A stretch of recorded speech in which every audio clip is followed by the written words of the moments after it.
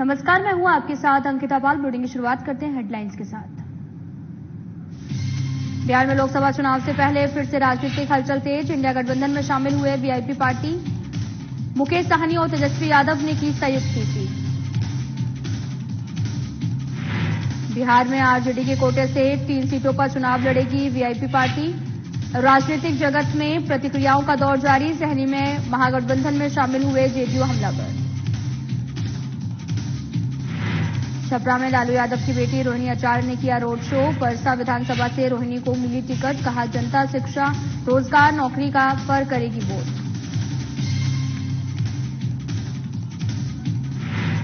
PM Modi के जमुई दौरे पर आरजेडी प्रत्याशी मीसा भारती ने साधा निशाना। कहा, जमुई में परिवारवाद पर क्यों नहीं बोले प्रधानमंत्री मोदी। बीजेपी के 400 पार के नारे पर कसा था। झारखंड में कांग्रेस और आरजेडी में सीटों को लेकर फसापेश। आरजेडी ने पलामू सीट पर बढ़ाया सिरदर्द। पलामू चतरा सीट से टिकट को लेकर संशय।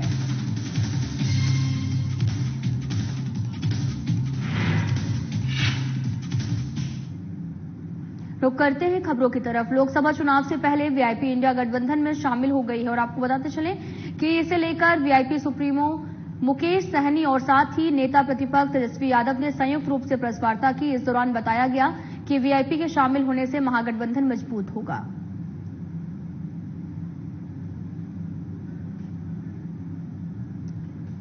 लेकिन हम सब लोग मिलकर के साथ चुनाव लड़ रहे हैं, यानी चाहे इनके सिंबल पे जो कैंडिडेट हो, हम भी वो लड़ाई है, चाहे लालटेन पे कोई लड़ रहा हो, ये इनकी लड़ाई है।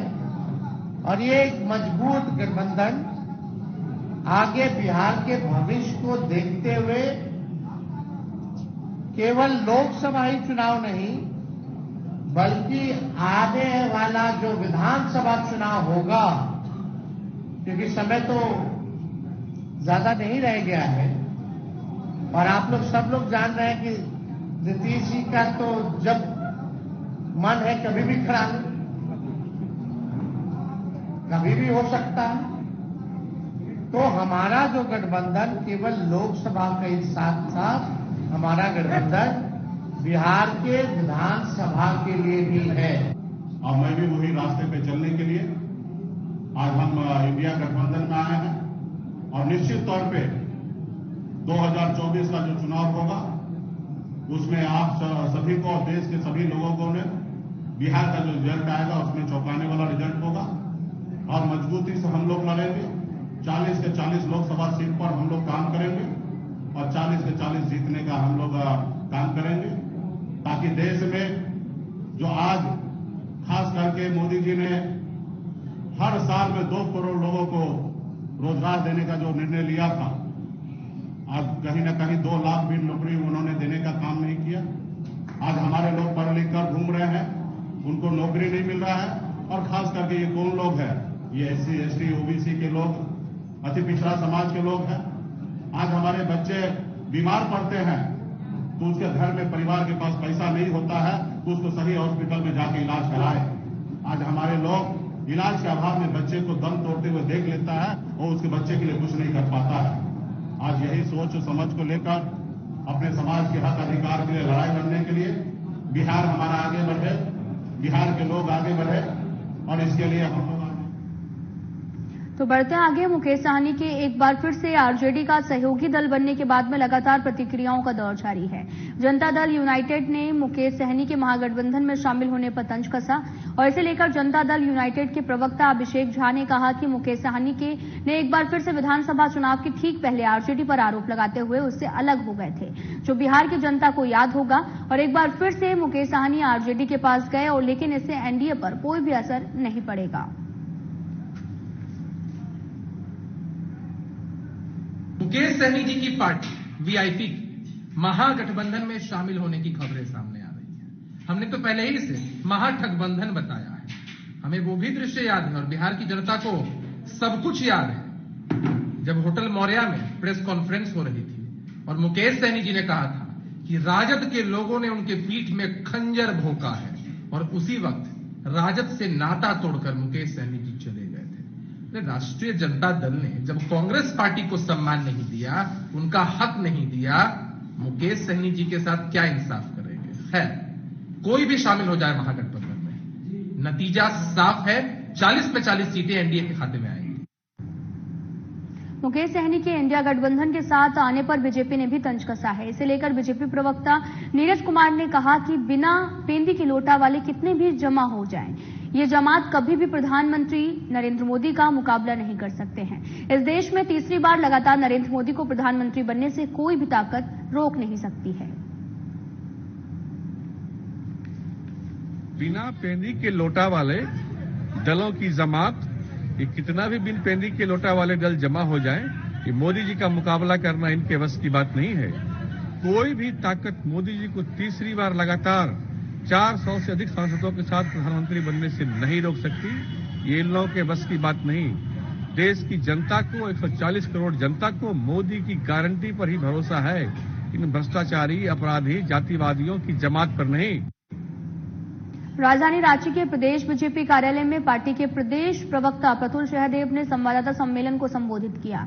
इस संवाददाता सम्मेलन के माध्यम से पूर्व सीएम हेमंत सोरेन से जुड़े जमीन के मामले में प्रवर्तन निर्देशालय की ओर से किए गए चार्जशीट पर भारतीय जनता पार्टी ने हमलावर रुख अपनाया है। प्रदेश प्रवक्ता ने कहा कि चार्जशीट से साफ पता चलता है कि जमीन से जुड़े मामले में नेता, अधिकारी और कर्मचारियों का पूरा एक सिंडिकेट काम कर रहा था। प्रवर्तन निदेशालय के चार्जशीट से यह स्पष्ट हो जाता है कि जमीन घोटाला मामले में पूर्व सीएम हेमंत सोरेन सीधे तौर पर जुड़े हुए हैं। उन्होंने ये भी कहा कि जिस तरह से रांची कलेक्ट्रेट स्थित रिकॉर्ड रूम से जमीन के दस्तावेज की चोरी हुई है, वो कहीं ना कहीं एक दूसरे के से जो इनका तार है वो जुड़ा हुआ हो, यह प्रकरण वर्तमान राज्य सरकार पर कहीं ना कहीं सवालिया निशान खड़ा करता है।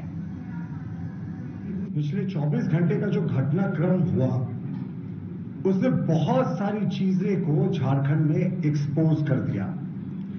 सर्वप्रथम पूर्व मुख्यमंत्री हेमंत सोरेन जी कहते थे मेरा इस जमीन से कोई कनेक्शन नहीं है। ईडी के चार्जशीट के बाद तो कोई इस पे डाउट ही नहीं रहा। और दूसरी बात, जो जिस तरीके से रिकॉर्ड रूम में चोरी हुई, खतियान के कई खतियानों की चोरी होने की बातें हुई जहां पुलिस का फोर्स था, उसके बाद स्थितियां स्पष्ट हो गई है। कहते हैं ना, एक झूठ को छिपाने के लिए 100 झूठ बोलते हैं। तो यहाँ एक क्राइम जो हुआ है, वो एक क्राइम के अलावा बहुत सारे क्राइम हुए हैं, उनको छिपाने के लिए क्राइम फिर क्राइम फिर क्राइम, ये लगातार होता जा रहा है। जो कल हुआ रिकॉर्ड रूम में, जिस तरीके से खतियान और दस्तावेजों और जो भी रजिस्टर 252 की बड़ी संख्या में चोरी हुई, ये अपने आप मुख्यमंत्री चंपई सोरेन के नेतृत्व वाली हेमंत सोरेन सरकार पार्ट 2 पर बड़ा प्रश्न खड़ा करता है। हम मानते हैं कि ये पूरे चीजों को छिपाने की कोशिश की जा रही है, कवर अप ऑपरेशन चल रहा है। और आज मैंने एक पुलिस के जूनियर ऑफिसर का बयान देखा कि सीसीटीवी भी काम नहीं कर रहा था। उस एरिया में, उस कैंपस में फोर्स की भी डिपुटेशन होती है, लेकिन वो फोर्स भी पता नहीं कहां थे और सीसीटीवी भी काम नहीं कर रहा था। यानी जाहिर तौर पर अभी आप देखिए, ईडी बहुत बड़ा लैंड स्कैम को इन्वेस्टिगेट कर रही है। और हम तो मानते हैं जो पहला 8.5 एकड़ से ज्यादा का जो संपत्ति था, जिसको अटैच किया था, जिसमें चार्जशीट हुई, जिसमें पूर्व मुख्यमंत्री हेमंत सोरेन जेल पर है, वो तो टिप ऑफ द आइसबर्ग है। लोकसभा चुनाव को लेकर झारखंड के महागठबंधन में सीट शेयरिंग को लेकर पेच फंसा हुआ है, जिसकी वजह से महागठबंधन में शामिल पार्टियां अब तक अपने प्रत्याशियों के नाम की घोषणा नहीं कर पाई हैं। इस गुत्थी को सुलझाने के लिए झारखंड मुक्ति मोर्चा ने विधायक दल की बैठक रखी। बैठक सीएम चंपई सोरेन की अध्यक्षता में की गई। विधायक दल की बैठक तकरीबन 4 घंटे तक चली। बैठक में कई मुद्दों पर पार्टी के विधायकों ने मंथन भी किया, अपना मंतव्य सीएम चंपई सोरेन के समक्ष रखा। और बैठक के मुद्दे पर चर्चा के बाद में राज्यसभा सांसद महुआ मांझी से भी हमारे संवाददाता चंदन वर्मा ने खास बातचीत की। सुनाते हैं आपको। मद्देनजर झारखंड मुक्ति मोर्चा की विधायक दल की बैठक रखी गई थी। बैठक समाप्त हो गई है। 4 घंटे की चली इस बैठक में कितना मंथन हुआ, किन मुद्दों पे चर्चा हुआ, बात करने के लिए हमारे साथ राज्यसभा सांसद महुआ मांझी है। महुआ जी, क्या कुछ बैठक में चर्चाएं हुई, कौन कौन लोग शामिल हुए? देखिए, लगभग 18-19 विधायक और मंत्री और जो भी हमारे थे और बाकी सांसद और बाकी लोगों को मिला के लगता है 22-23 लोग थे वहां पर। तो उसमें सभी लोग थे, मुख्य लोग माननीय मुख्यमंत्री जी थे, स्पीकर साहब थे और हमारे मंत्री वगैरह सभी, माननीय कल्पना जी भी थी, सब कोई थे। तो उसमें हम लोगों की बातचीत लोकसभा चुनाव को लेकर ही ज्यादातर रही। लोकसभा रणनीति बना लोकसभा चुनाव में? नहीं, रणनीति के क्या है, सब विधायक जो है हमारे माननीय विधायक अपने अपने क्षेत्र में प्रत्याशी के लिए काम करेंगे। और चूंकि हम लोगों माननीय हेमंत जी ने बहुत अच्छा काम किया जनता के लिए, तो जनता का रुझान है और आक्रोश भी है कि उनके खिलाफ जो भी षड्यंत्र हुए उसको लेकर, इसलिए हर जगह माहौल बहुत पॉजिटिव है और हम लोग सीट्स लगभग सभी सीट्स निकाल पाएंगे, ऐसा सबको विश्वास है। और सब चुनाव की तस्वीर और प्रत्याशियों की तकदीर बदलने के लिए जो उलगुलान रैली का जो रणनीति बना है वो क्या है आखिर? वो हमारे यहाँ जो न्याय यात्रा माननीय हेमंत जी के लिए सभी प्रखंड पंचायत में चल रहा था आचार संहिता लगने के ठीक पहले तक, तो वो न्याय यात्रा का समापन है वो, और उसमें न्याय यात्रा का समापन होगा तो एक महारैली के रूप में वो दिखेगा और उसमें गठबंधन के बड़े नेताओं को भी बुलाया जाएगा, जैसे कि महाराष्ट्र और दिल्ली में हुआ था, उसी तरह का एक आयोजन यहाँ भी होगा। जेएमएम की सीट शेयरिंग को लेकर क्या चर्चाएं हुई? किन किन सीटों पे जो है वो जो असमंजस की स्थिति थी वो क्लियर हुआ कि नहीं? हाँ, अब तो लगभग सब क्लियर है, लेकिन वो उसकी घोषणा बहुत जल्द हो जाएगी। ऐसे ही प्रत्याशी को दिया जाएगा जो जीत का मैक्सिमम भरोसा दिला सके, उस तरह के प्रत्याशी हैं। बस थोड़ा सा मंथन चल रहा है, 1-2 दिन में हमको लगता है। अंतिम सवाल लूंगा कि क्या हेमंत सोरेन का कुछ मैसेज अभी आया है जेल से? उन्होंने कुछ भिजवाया है मैसेज? नहीं, मैसेज तो उस तरह से कोई नहीं आया है, नहीं उस तरह का नहीं है। बस वही जो लोकसभा चुनाव को लेकर बातचीत हुई तो उसी में उनका संदेश भी छिपा हुआ था। वो तो चाहेंगे ही कि पार्टी संगठित रहे, चुनाव जीते, यही सब है। तो पार्टी संगठित रहे, इसको लेकर लगातार जो है हेमंत सोरेन के जो मैसेज हैं वो पार्टी के लिए आ रहे हैं। लेकिन जिस तरीके से रणनीति बनाई गई है झारखंड मुक्ति मोर्चा विधायक दल की बैठक में, कहीं ना कहीं जो उलगुलान महारैली है उसे लेकर कुछ न कुछ जो परिवर्तन है वो देखने को मिल सकता है। लेकिन जो सीट शेयरिंग का मामला है, महुआ माझी का साफ तौर पर कहना है कि अब तस्वीरें जो है बिल्कुल क्लियर है। हालांकि तस्वीर कितनी क्लियर है ये अभी पूरी तरह से खुलकर बातें सामने नहीं आई है, इसके लिए फिलहाल इंतजार करना होगा और देखना दिलचस्प भी होगा कि किन सीटों पर आखिर किन की दावेदारी प्रबल रहती है। सहयोगी सूर्यान के साथ चंदन वर्मा, साधना न्यूज, रांची। छपरा में आरजेडी कोटे से उम्मीदवार लालू यादव की बेटी रोहिणी आचार्य का रोड शो शुक्रवार को परसा विधानसभा क्षेत्र में हुआ है। इस दौरान परसा की महिलाओं ने कहा कि इस बार सारण को बेहतर उम्मीदवार मिला है। पहली बार महिलाओं का प्रतिनिधित्व करने वाली सांसद प्रत्याशी सारण को टिकट मिली है। वहीं रोहिणी आचार्य ने भी कहा कि आजीवन सारण की जनता की सेवा करना चाहती हूं। इस बार सारण की जनता शिक्षा, रोजगार, नौकरी पर वोट करेगी।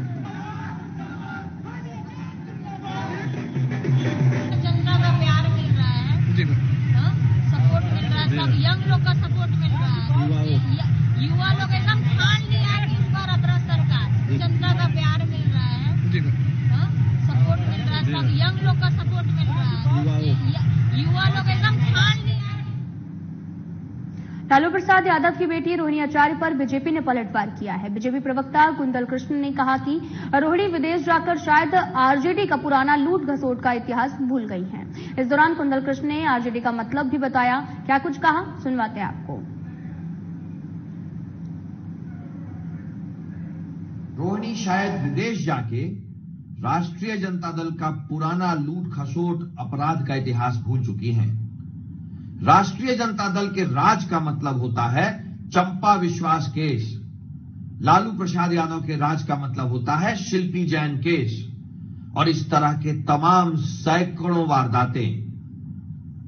लालू प्रसाद यादव और राष्ट्रीय जनता दल के राज का मतलब होता है कि रोहिणी आपकी शादी में कार शोरूम से जबरदस्ती सैकड़ों कारें उठवा लेना, फर्नीचर की दुकानों से सैकड़ों सोफा सेट उठवा लेना। राष्ट्रीय जनता दल का मतलब होता है अपराध का राज, गुंडा। पाटलिपुत्र लोकसभा से राष्ट्रीय जनता दल की उम्मीदवार मीसा भारती ने प्रधानमंत्री नरेंद्र मोदी के जमुई दौरे को आड़े हाथों लिया है। उन्होंने कहा कि जमुई में प्रधानमंत्री ने परिवारवाद पर एक भी शब्द नहीं कहा है। ये सारी चीजें सिर्फ मीडिया के बने रहने के लिए की गई हैं। प्रधानमंत्री नरेंद्र मोदी 400 पार की बात करते हैं, लेकिन जनता किसे पसंद करती है चुनाव परिणाम से पता चल जाएगा। इस दौरान मीसा भारती ने पाटलिपुत्र लोकसभा सीट से एनडीए प्रत्याशी रामकृपाल यादव के ऊपर भी जमकर हमला बोला है। सब मीडिया में चल रहा, कल प्रधानमंत्री जी जमुई आए थे, ठीक है, दामाद के लिए प्रधानमंत्री जी दामाद के लिए वोट मांगने आए थे। कहाँ कल परिवारवाद पे बोले, कहाँ परिवारवाद पे बोले? तो ये मीडिया में परिवारवाद, आपको भी पता है, हमने लालू जी ने अपना सारा लिस्ट जारी कर दिया, तो ये पैमाने हैं। दूसरा, ये प्रधानमंत्री इसलिए इस तरह की चर्चा करते हैं अपनी नाकामियों को छुपाने के लिए। जो देश में महंगाई है, बेरोजगारी है, बहुत सारी चीजें जो है उसको छुपाने के लिए इस तरह की बात करते हैं। लेकिन देश की जनता और खास तौर पर बिहार की जनता इनको बहुत अच्छे से समझ गई है और सही समय पर मुझे लगता है कि अपना जवाब 40 का 40 है कि 10 साल के बात को लेकर प्रधानमंत्री ने कहा कि ये प्रेरक था। 400 पार कह रहे हैं, अब जनता देख रही है, इसको बताइए। कांग्रेस और आरजेडी का पलामू चतरा को लेकर अब भी पेच फंसा हुआ है। आपको बताते चलें कि आरजेडी ने पलामू सीट के लिए ममता भुइया को टिकट दे दिया है। हालांकि अभी इसका औपचारिक ऐलान किसी ने नहीं किया है और एक फोटो जो है वो पटना से जारी हुआ है जिसमें उन्हें मीसा भारती पार्टी का टिकट देते हुए नजर आ रही हैं और साथ ही प्रदेश आरजेडी अध्यक्ष संजय सिंह यादव खड़े हुए हैं और इसे लेकर आरजेडी नेताओं ने दावा किया कि ममता भुइया को टिकट मिल गया है और इस संबंध में प्रदेश आरजेडी अध्यक्ष संजय सिंह यादव से भी हमारे संवाददाता ने उनसे कॉल पर बात की। क्या कुछ कहा, सुनाते हैं आपको। कहना चाहते हैं, देखिए ये जो ममता भुइया का जो चल रहा है बाजार में, क्या है इसमें कुछ सच्चाई है? क्या चल रहा है? ममता भुइया को जो पलामू से टिकट देने का जो बात है वो 100% श्योर 100%। मतलब तो इसका अनाउंसमेंट कुछ कीजिएगा आप लोग? अनाउंसमेंट हम लोग आधिकारिक रूप से नहीं ना, अनाउंसमेंट तो पटना से ना होगा। हाँ वो तो नहीं, तो मान लीजिए चतरा और पटना चतरा और पलामू जो 2 ठो आप लोग को है, तो चतरा से भी वैसा कुछ नहीं हो रहा। हमको लगा गिरिराज सिंह को मिले क्या चाहे, लेकिन कुछ तो पीसी वगैरह आजकल में कीजिए क्या आप लोग? आरजेडी दोनों सीट पर लड़ेगा, चतरा पलामू का सिंबल मिल गया। हाँ चतरा का भी मिलेगा। पलामू फाइनल मान लें? हम कह रहे हैं 100% तो कहते हैं फाइनल मान ले क्या? ठीक है मान लिया मैंने, कुछ है एक A² + B² का होल स्क्वायर निकालना है। नहीं, चलिए ठीक। बिहार कांग्रेस प्रदेश कार्यालय में प्रदेश अध्यक्ष अखिलेश प्रसाद सिंह ने अजय निषाद, महेश्वर हजारी के बेटे सनी हजारी समेत कई लोगों को कांग्रेस की विधिवत सदस्यता ग्रहण करवाई और मौके पर बिहार कांग्रेस के पूर्व प्रदेश अध्यक्ष मदन मोहन झा समेत अन्य नेता मौजूद रहे। इस दौरान अखिलेश सिंह ने कहा कि कांग्रेस ज्वाइन करने का सही समय पर सनी हजारी ने फैसला लिया। इन्हें पता है कि जेडीयू ज्यादा दिन तक चलने वाली नहीं है। वहीं पप्पू यादव को भी लेकर अखिलेश सिंह ने कहा कि हमें बिहार में 9 सीट मिली है, इसके अलावा कांग्रेस कहीं और से चुनाव लड़ने नहीं जा रही है। इनके आने से निश्चित रूप से कांग्रेस संगठन को धार मिलेगा, मजबूती मिलेगा। अनिल जी तो पुराने कांग्रेसी रहे हैं। 9 सीट कांग्रेस पार्टी को मिली, 5 वाम दलों को मिला और 26 सीट राष्ट्रीय जनता दल यहां लड़ रही है। उसके अलावा जो कोई भी किसी को इजाजत नहीं है पार्टी की तरफ से कि कोई इंडिपेंडेंट अपना अलग फैसला करे। आला कमान का जब मुहर लगा हुआ है महागठबंधन पर, तो किसी को भी इजाजत, और बहुत हम लोग के निखिल बाबू इतना सीनियर आदमी, औरंगाबाद में सीट नहीं मिली, हम लोगों को नहीं मिली तो कहां कोई इंडिपेंडेंट लड़ने चला। पटना में राज्यसभा सांसद प्रमिला गुप्ता ने प्रेस वार्ता आयोजित की। प्रेस वार्ता के दौरान उन्होंने कांग्रेस पर जमकर निशाना साधा। उन्होंने कहा कि हमारे देश के प्रधानमंत्री नरेंद्र मोदी हमेशा महिलाओं का सम्मान करते हैं। इसके विपरीत कांग्रेस ने कभी महिलाओं का सम्मान नहीं किया। इसके साथ ही तमाम मुद्दों को लेकर धर्मशिला गुप्ता ने कांग्रेस पर जमकर हमला भी बोला। राजनीतिक सोच बिल्कुल महिला विरोधी है, इसलिए भारतीय जनता पार्टी की महिला आबादी, नारी शक्ति, देश की नारी शक्ति राजा रामपाल को छोड़ने वाली नहीं है। इनको जो इन्होंने अपमान किया है, इनको भरपाई करना पड़ेगा। मैं कांग्रेस के वरिष्ठ नेता से कहती हूं, ऐसे राजनीतिक जो महिला विरोधी कांग्रेस है, राजद है, इन सबको शुक्रवार को शहीद रघुनाथ महतो स्मारक समिति के द्वारा शहीद रघुनाथ महतो की 286वीं पुण्यतिथि बनाई गई है और इस दौरान आपको बताते चलें कि शहीद रघुनाथ महतो की तस्वीर पर माल्यार्पण कर श्रद्धा सुमन अर्पित किया गया। आयोजित कार्यक्रम की अध्यक्षता समिति के अध्यक्ष सह मुखिया किशोर कुमार महतो और संचालन गणेश कुमार ठाकुर ने किया है। 21 मार्च 1738 को जन्मे शहीद रघुनाथ महतो राष्ट्रीय क्रांतिकारी और जुझारू नेता थे। उन्होंने 1778 ईस्वी में, आपको बताते चलें कि अंग्रेजों के विरुद्ध चुहाड़ विद्रोह का भी नेतृत्व किया था और ये विद्रोह छोटा नागपुर क्षेत्र के अंग्रेजों के खिलाफ पहला विरोध था। आपको बताते चलें कि इस महानायक की हत्या अंग्रेजों ने साजिश कर 5 अप्रैल 1778 में कर दी थी।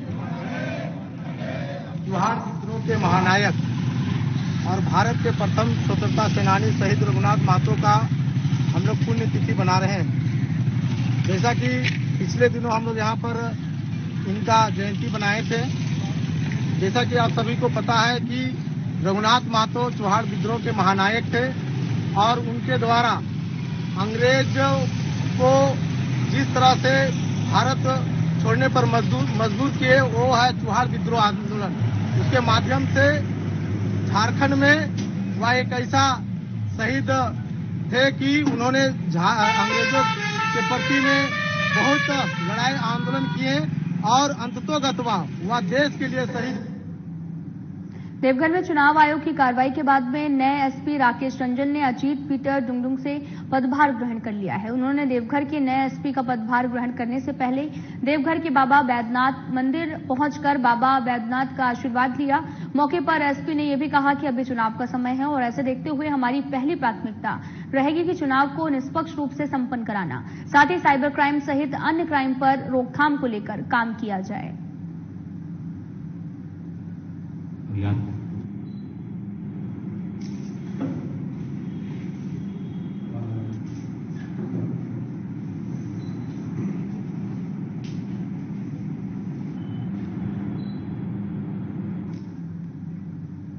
जुमे का इस्लाम धर्म में विशेष महत्व है और रमजान के पाक महीने के जुमे की अहमियत भी और ज्यादा बढ़ जाती है। रमजान के आखिरी जुमा को अलविदा जुमा कहा जाता है। आज रमजान का आखिरी जुमा था, जिसे जिले के सभी मस्जिदों में अदा की गई और ऐसी मान्यता है कि जो लोग हज की यात्रा के लिए नहीं जा पाते, वे अगर इस जुमे के दिन पूरी शिद्दत और एहतराम के साथ में नमाज अदा करें तो उन्हें हज यात्रा करने के बराबर दुआ मिलती है।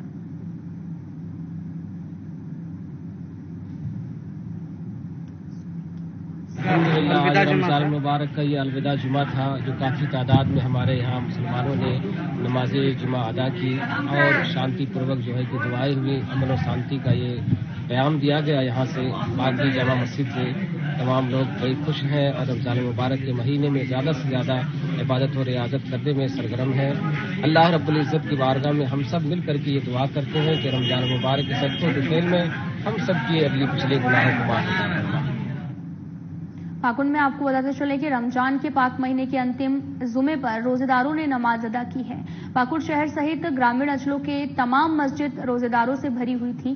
पाकुड़ सदर प्रखंड के चेंगाडांगा स्थित जुमा मस्जिद में आपको बताते चले कि इमाम साहब ने नमाज अदा कराने के बाद देश और मुल्क में अमन चैन और भाईचारा कायम रहे, इसके लिए भी दुआ मांगी। इस संबंध में इमाम मौलाना अब्दुल रौब साहब ने यह भी बताया कि इस जुमे को अलविदा इसलिए कहा जाता है क्योंकि ये रमजान का आखिरी जुमा होता है और इसके बाद ईद मनाई जाती है।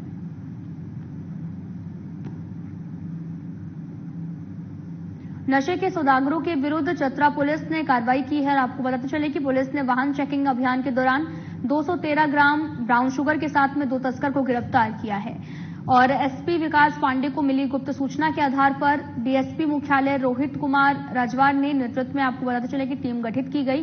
टीम ने घटघाटी करेलीबार मुख्य पथ पर स्थित 25 सातारी गांव के समीप वाहन चेकिंग अभियान के तहत आपको बताते चले कि बाइक से ब्राउन शुगर की तस्करी करते हुए 2 तस्करों को गिरफ्तार किया है। गिरफ्तार तस्कर अनुज कुमार, सुबोध कुमार और दोनों वशिष्ठ नगर जोरी थाना क्षेत्र के रहने वाले हैं। पुलिस ने उनके पास से 213 ग्राम प्रतिबंधित ब्राउन शुगर भी बरामद की है।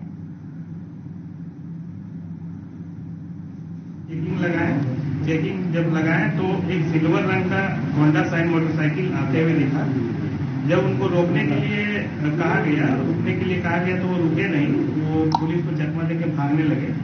तो इससे और पुलिस का शक जो है यकीन में तब्दील हो गया। उसके बाद उन लोगों को रोका। रोकने के बाद जब दोनों का तलाशी लिया तो झोला में एक उजला रंग का एक कपड़ा मिला। जिसमें उसको जब चेक किया गया तो उसमें 213 ग्राम जो वजन करने के बाद 213 ग्राम ब्राउन शुगर बरामद किया गया। उसमें से ब्राउन शुगर बरामद किया गया। बरामद करने के बाद दोनों को विधिवत रूप से गिरफ्तार किया गया, जिसमें एक मोटरसाइकिल भी गिरफ्तार किया, एक मोटरसाइकिल। पाकुड़ पुलिस ने लगभग 2 लाख रुपए के ब्राउन शुगर के साथ में एक व्यक्ति को गिरफ्तार किया। पाकुड़ पुलिस अधीक्षक प्रभात कुमार को इस संबंध में गुप्त सूचना मिली थी। उसके बाद अनुमंडल पुलिस पदाधिकारी डीएन आजाद के नेतृत्व में पुलिस ने अंतर्राज्यीय चेक पोस्ट चांदपुर के समीप जाल बिछाकर आरोपी को ब्राउन शुगर के साथ रंगे हाथों गिरफ्तार किया है। आरोपी युवक की पहचान 34 साल के सौरभ कुमार झा के रूप में की गई है।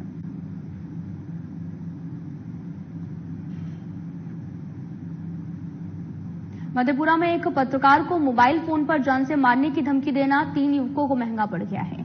तीनों सलाखों के पीछे पहुंच गए हैं। दरअसल मधेपुरा के एक दैनिक अखबार के जिला संवाददाता को उनके मोबाइल पर फोन कर जान से मारने की धमकी देने का मामला सामने आया, जहां पर पत्रकार ने मधेपुरा सदर थाने में आवेदन देकर मामला दर्ज करवाया था। वहीं एएसपी प्रवेंद्र भारती ने मधेपुरा सदर थाना परिसर में प्रेस कॉन्फ्रेंस आयोजित की और बताया यह भी कि मधेपुरा पुलिस की ओर से मामले में तत्परता दिखाते हुए त्वरित कार्रवाई कर एक स्पेशल टीम का गठन किया गया। गठित टीम ने वैज्ञानिक अनुसंधान और तकनीकी विश्लेषण पर कर आपको बता दें कि छापेमारी शुरू की और इस दौरान गठित टीम ने इस कांड में शामिल पूर्णिया जिले के धमदाहा थाना क्षेत्र के अंतर्गत सोरकाही निवासी श्रवण कुमार, मधेपुरा जिले के उदा किशुनगंज अंतर्गत चकपजुला निवासी सूरज कुमार और जनार्दन यादव के बेटे विक्रम कुमार को गिरफ्तार कर लिया गया। गिरफ्तार युवक के पास से घटना में प्रयुक्त 2 मोबाइल फोन भी बरामद किए गए। एसपी साहब द्वारा किया गया था और उसकी प्रेस विज्ञप्ति जारी की गई थी। मनीष कुमार राव के पत्रकार थे, उनके द्वारा जब अपने एक्ट पर चलाया गया तो उसमें 3 लड़के थे जो उन्हें फोन करके धमकी दिए थे कि जान से मार देंगे। तो पुलिस तत्परता से कार्रवाई करते हुए फ्लैश मोड में इतना ही। नमस्कार।